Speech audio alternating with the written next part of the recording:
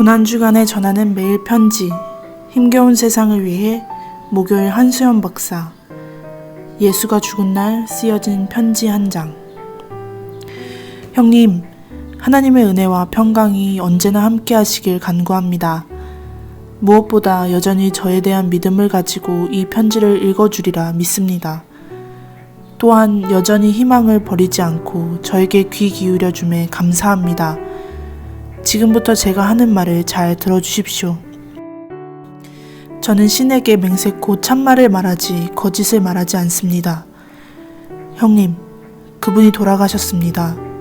네, 그가 십자가에 달린 후 숨이 끊어지는 것을 직접 보았습니다.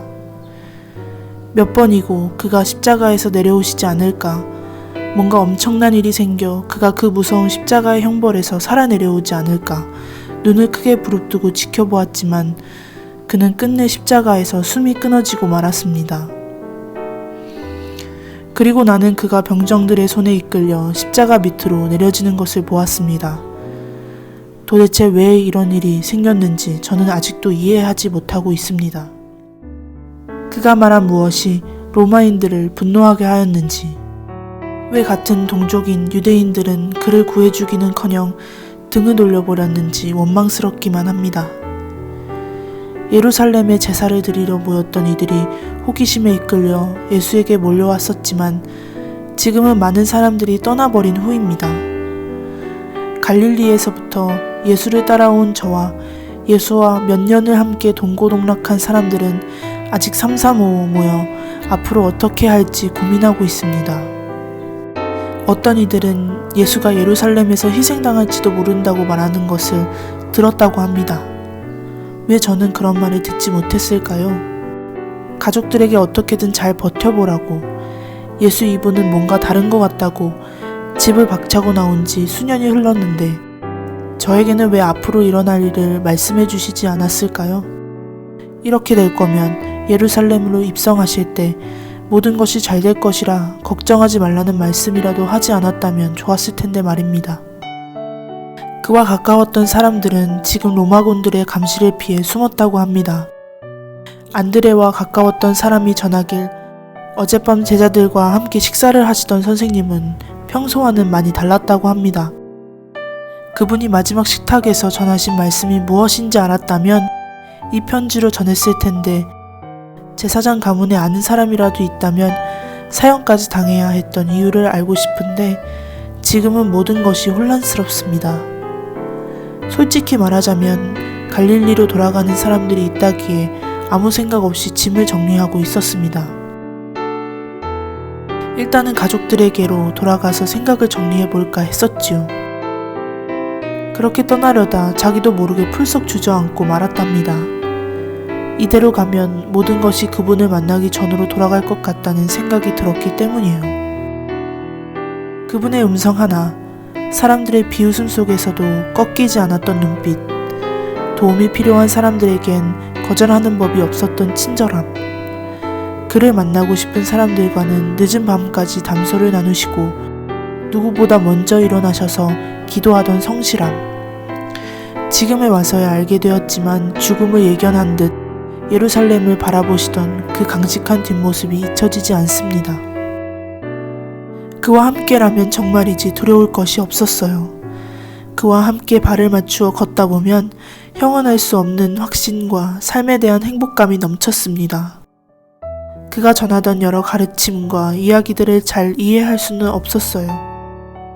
그래서 밤이면 밤마다 그의 가르침들을 풀어 설명해주는 사람들 옆에 앉아 귀를 기울이곤 했습니다. 그러다 보면 눈물이 나기도 하고 감탄이 나오기도 하던 시간을 보냈어요. 지금 생각하니 너무도 짧은 시간이었습니다.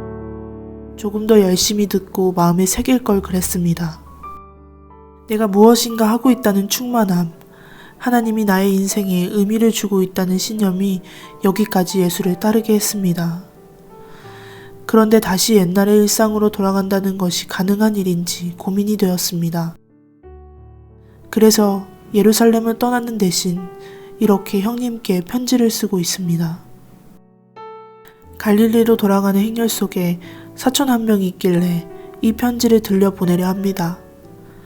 내가 예수를 따라간다고 하자 형님은 예수도 예언자병에 걸려 사람들을 선동하고 다니는 수많은 사기꾼 중에 한 명일 뿐이라고 말했습니다.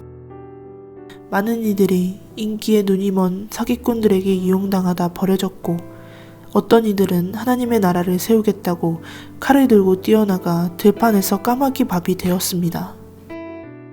그런데 예수는 우리에게 아무것도 원하지 않았습니다.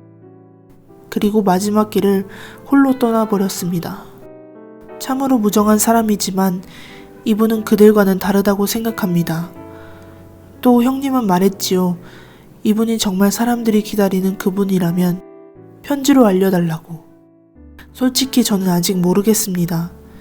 그럼에도 이렇게 편지를 띄우는 이유는 예수께서 십자가에 죽었다는 소식을 들었을 때 돌아오지 않는 저를 걱정할 것 같아서입니다.